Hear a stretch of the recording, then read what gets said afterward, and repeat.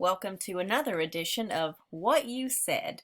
I'm gonna be pulling some things that we covered last week. I pulled from more students from your work from last week or at least some excerpts from students from a couple of different things, from your genre work, from your modes work, especially with like kind of picking through like the Jaguar commercial.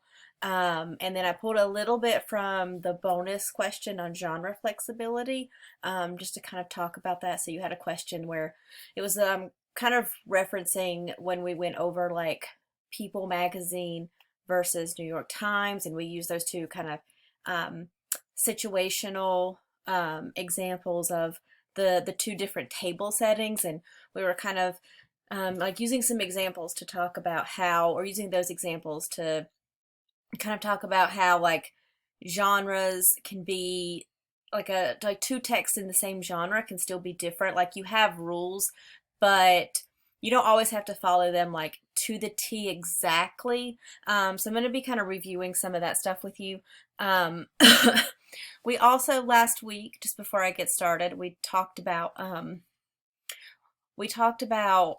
your inquiry project and Studio One, and kind of a little bit more about studios and like getting started with that studio, which is like brainstorming for your inquiry project. We went over your list of banned topics and the cautionary tales that need to be approved. It's quite a long list. If you missed any of that, you want to go back over it because we are going to be doing a lot more this week and really kind of diving into picking a topic for that project.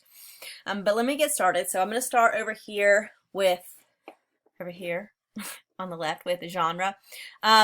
So with this one, we were talking about genre, and this was actually pulled from your activity looking at genre and looking at the handshake and what how that is a genre or is not a genre. And I pulled from the first student. I like that they said a handshake is both. This kind of pulls from exactly what we talked about. A handshake is both a text and a genre because there are different times in which one style is more accepted in a situation. I think that also kind of hits home to what we've been covering with genre and rules in different situations, and understanding conventions and considering the fact that like rules can be different in different situations, and what is considered good in one situation might not be considered good in another. So there aren't a lot of like universal, like really specific universal writing rules. We kind of went over this with the myths too, like things like grammar and using I, like even grammar rules and different like stylistic rules for like sentence structure can be different in different genres and different fields, even within academic writing.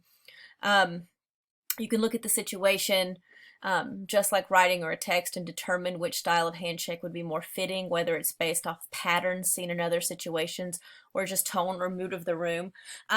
So what I liked about this point is really that it kind of talks about like determining like situationally which one would be more, which type of handshake, like the cool one or the professional one, would be more fitting. And I like that it also referenced like whether it's based off of patterns you've seen before, because that was one of the things mentioned in the lesson on genre, was that one of the best ways to learn or recognize like features in a genre is to look at different examples, that you're looking for like patterns of rules. Like you could look at several blogs and pick out some patterns, some things that you know about how to write a blog based on how, like, what's similar between those different texts in that particular style. So looking for those sort of like commonalities, the things that aren't negotiable, while genres can be flexible. Like even when we looked at like People versus New York Times, there were things that were standard, like all of these genres are going to do this. That's how you recognize that it is a genre. So looking for those patterns are different. And also like kind of mentioned like reading the tone or mood of the room, because genres are a lot more than just like the written text. Like in this case, a handshake is body language. Like it's not the written mode, it's the gestural mode. It's something completely different, but it's also a text.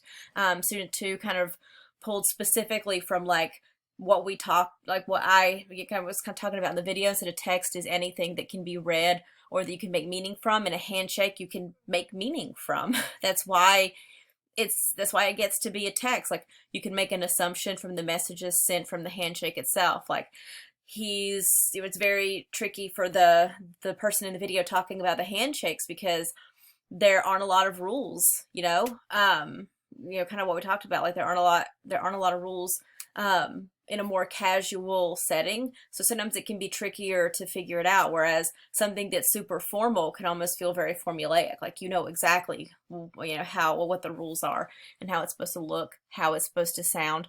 I also kind of wanted to point this out just because of the style, like the way the quote is worked into this sentence is very very academically just appropriate in the style. Like it forms a complete sentence and it's very fluid. And in this one, if you read through this whole example, they went through like several really nice examples, like comparing different kinds of handshakes. You'd also have to analyze the person's speech, body language, and where you're at to determine which handshake to use. Like I really like it kind of goes back to kind of reading the tone and mood of the room. So I like a lot of the responses that I saw to this question really showed a lot of like connections and overlap and noticing some of the same things. So I really liked that. And I also really liked how a lot of you did this, like when you were talking about genre, you didn't just talk about the written modes, like you really picked up on the connection between genre and modes and how modes really impact the text. And a lot of you really talked about like for example, like speech might be like kind of more the written mode, but also thinking about like body language, thinking about space, location. So a lot of you really like picked out things like that. When we're talking about modes, modes can be kind of tricky, and it is something we'll work with this semester, and you'll get to practice this when we get to the digital essay, when we're thinking about like a casual genre versus a more formal genre. When we're working on the annotated bibliography, which is part one of your project, that's a very formal genre. It almost feels very formulaic to write because it's a genre that's used in a lot of different fields, so they have to come to agreement on like how is this supposed to sound. So there are often really kind of specific ways you would write that. It sometimes can feel very plug and play, like the 5-paragraph essay sort of. Whereas when you get to the digital essay is such a broad concept, and while we're working with like features of academic writing, it's really open and really has you play with like digital tools and images and video, and people usually consider it a lot more fun than the annotated bibliography because you're getting to kind of write from your own perspective of your research, and also getting to make a lot more of your own choices and have a little bit more get to have a little bit more fun with it because you're the one more in control of kind of figuring out what you want to do. So I guess people get a chance to be a little bit more creative than the annotated bibliography allows. When we were talking about the Jaguar video, so I pulled these first two are just kind of thinking about like the purpose and the audience and things like that. So this person said the end game is to make you feel that you need this car to fulfill your personal goals. And the reason why I circled personal goals, because I think that that's such an important point, because they're selling a car, but they're not selling a car, really. They're selling, and a lot of you pulled this out, like they are, and I think this person also kind of picked up on that, and I think almost everybody kind of picked up on this in their own way, that concept of gorgeous. Like they're selling an idea, not really a car. If you notice, like they don't actually give you very much information about the car at all. It's the idea of what the car is going to make you, how it's going to transform you and your life. And I just really kind of like like how this person like picked out that buying the car is more about your personal goals than it is about having like a functional car that meets the needs that a car can actually fulfill. And this next person said, and they kind of are going to come back to this down here, but you know, if you buy this car, you'll become an upper class elitist that everyone else aspires to be. You would become gorgeous. So like, the idea that like if you buy the car, it opens the doors, and like all this stuff that you see in this commercial comes with it, which is ridiculous when you say it out loud. But the commercial is very convincing and well done in terms of kind of selling their point. The target audience is upper class and lower middle class. And they kind of go on with this. The car is, you know, luxurious. Oh, sorry, somewhat obvious because the car is luxurious and they can afford it. You know, a lot of people really picked out that it needed to be people with, you know, more money and possibly older that could get this car. But there's a couple of things that we'll get into in a minute that let you know that this is probably like, I'm going to meet this person in the student in the middle and say it's probably like upper middle class. These people are probably very rich, but if you really think about it, people that are actually that rich, they probably know that this car is not going to do those things for you, that it doesn't actually have that impact on your life. Whereas people that are like one rung below, this is their dream. Like this is the goal. This is what they want and what they hope the car will get them. And that actually brings them to the student's next point. They try to convince people that can barely afford the car that if they do buy the car, that all their troubles, worries will magically disappear. They're selling a dream. And they are. And in the written mode, they say things to you, and a lot of people picked out a lot of the same points. So it seemed like a lot of things were jumping, like a lot of the same things were jumping out at people. Gorgeous deserves your immediate attention. Gorgeous stays up late and still looks gorgeous. Gorgeous can't be ordinary even if it tried. You're going to be special. People are going to care about you and what you have to say. You're going to look amazing all the time. That sounds perfectly logical, right? It doesn't have to, because like the commercial says, gorgeous has no love for logic. Logic is sound reasons and evidence, and you'll notice that the commercial, again, like coming back to the point that like it's interesting that they say gorgeous has no love for logic, because the commercial doesn't use any logic. They don't give you any real sound reasons about why you should buy this car for the car's sake, but for the idea of the lifestyle it's going to buy you. So they say, you know, gorgeous is worth it, like the price is going to be worth it. Gorgeous doesn't care at all what others are doing. Gorgeous trumps everything. And I underlined some of these points, even some of these that kind of repeat, because a lot of you pulled out these same points. And if you pay attention to some of these reasons, it lets you know, it indicates why the audience isn't like the uber rich, but like one rung below it. These are the people that they're going to have to get a loan. You know, they're not targeting me because I'm not upper middle class. I wouldn't even be approved for a loan for a Jaguar. But these are people that are going to maybe be approved for a loan. It's going to be kind of a struggle. They're not just going to be able to toss out the money easy. And that's why they have to say things like gorgeous is worth it. Gorgeous trumps everything. Gorgeous pays for itself in the first 5 seconds. There needs to be reasons why people are going to make this kind of investment. And I really like some of the ideas that people pulled out when we're getting into other modes. And again, like I pulled from a couple people, a lot of people said similar stuff. I really like, a lot of people pulled out the color tone, the lack of like saturation color variation gives you like the idea that it's supposed to be like luxury and exclusive. Black and white sepia tone made the commercial feel rich and old-timey. I'm going to jump down here again, like people pulled out black and white. These specific colors were used to portray a more luxurious setting, and I immediately thought of the 1920s. Bam. I love that, because one of the main like things that makes this like harmonious, that makes all this work together, is it's creating like a singular kind of mood and a tone. and the tone is very like classy and kind of old Hollywood. Um, Especially with like things being black and white. Remember we even talked about this with like when we're talking about the New York Times, that like things that are like classier, more sophisticated, more serious, we use kind of that and turn to that black and white tone, because we culturally we feel like it better reflects that. Um, so that's kind of explains like sort of um, like why the color and schemes and the tone is the way it is. And when I say old Hollywood, um, one of the things you might notice, like if you went back and looked at the commercial, is they tend to freeze frame a lot when people are like going into parties and getting out of their car. It's a very like paparazzi feel, like these people are having their photos taken. And it kind of goes along and kind of supports that.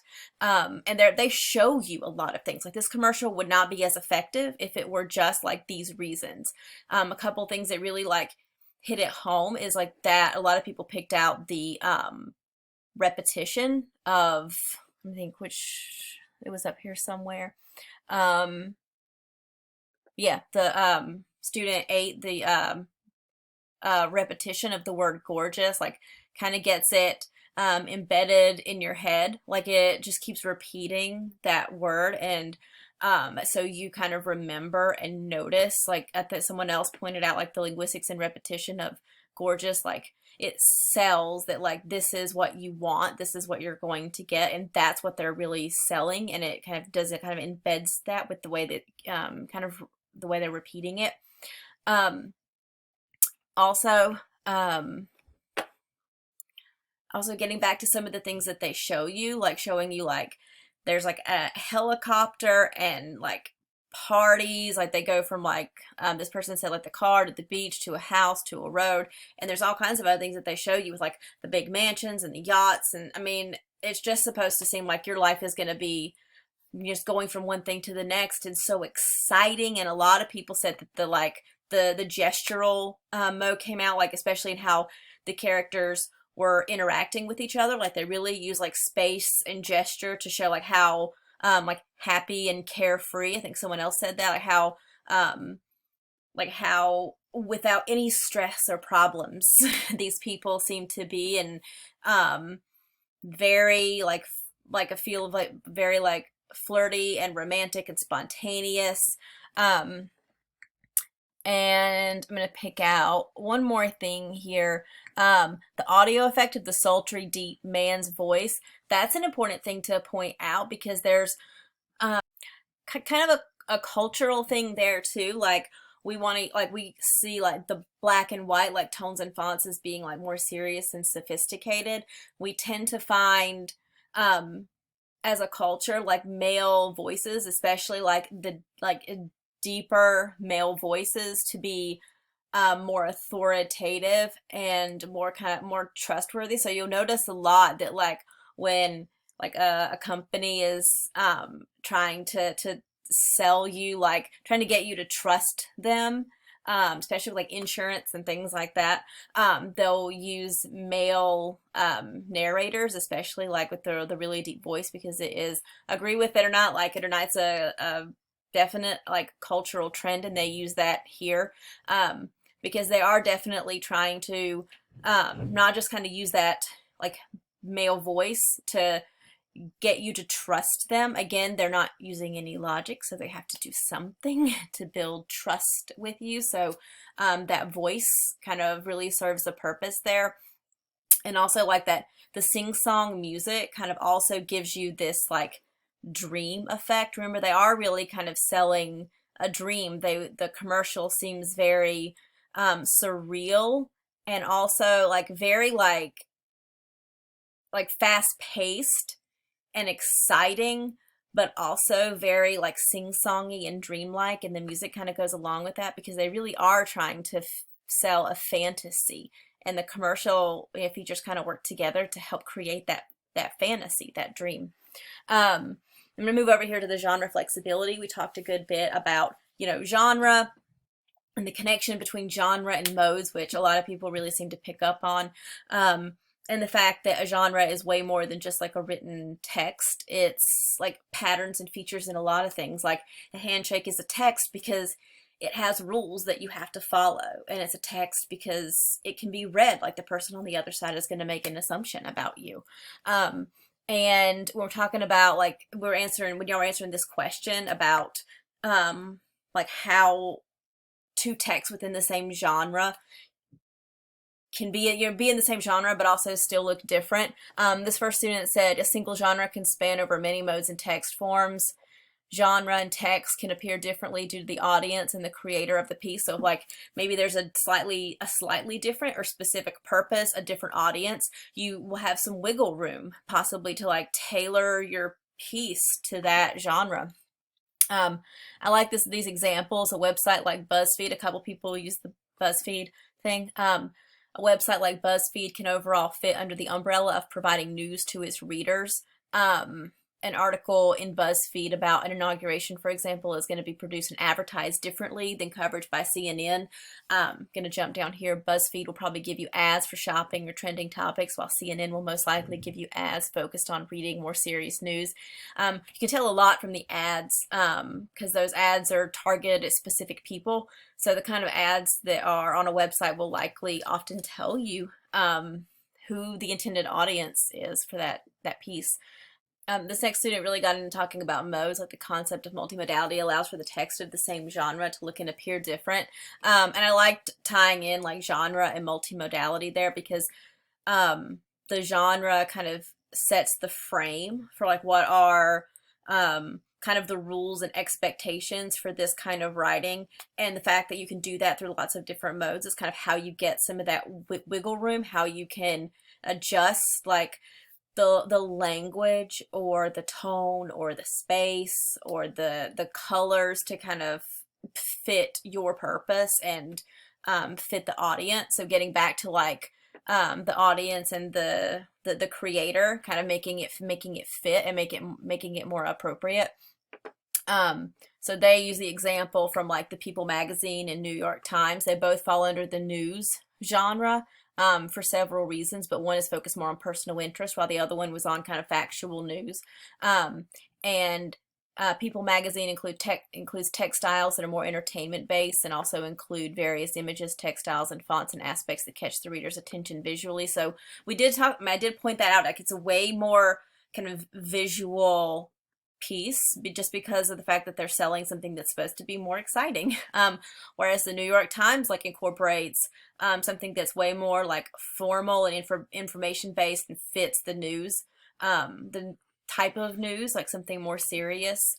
And also like if you kind of get down to it, we also talked about how they use space differently. Like the People magazine used like way more like white space and color and large font, which again like makes it more casual, whereas the New York Times uses smaller font, less white space, more focus on text rather than images, less color, because that's going to make it seem more sophisticated and classy and serious, and able to be taken more seriously because of the kind of news they want you to focus on. It also kind of makes them seem more trustworthy because of that. So student 4, I like this example with personality quizzes, and they compared kind of the seriousness of the Myers-Briggs versus like a BuzzFeed personality quiz, and kind of the differences in like the imagery and colors and things there. And I just kind of like that example because again, it's a more like casual versus formal genre, but also like I think a personality quiz is not something we would, like a handshake, it's not something we would typically like see as a genre, but it is because it definitely has like a purpose and a goal, and it definitely like has its own like rules and expectations. Like you'd have to look at some quizzes and how they're set up that are kind of on this topic to kind of know how to set yours up. So it's definitely a genre. I thought that was a really interesting example. And I kind of want to end with this point because the student kind of went through like some of the same things a lot of people pointed out that were correct about, like even though they're both like news sources, because they have some of the same features, like they have similar goals of getting like mass news you know, to lots of people. They're kind of set up and structured the same way. They have like the categories and the headlines, and we kind of went through like some of the similar things that make it like these are non-negotiable like rules of this genre so people can recognize it. But again, like they're gonna look different just because of like who they're targeted at.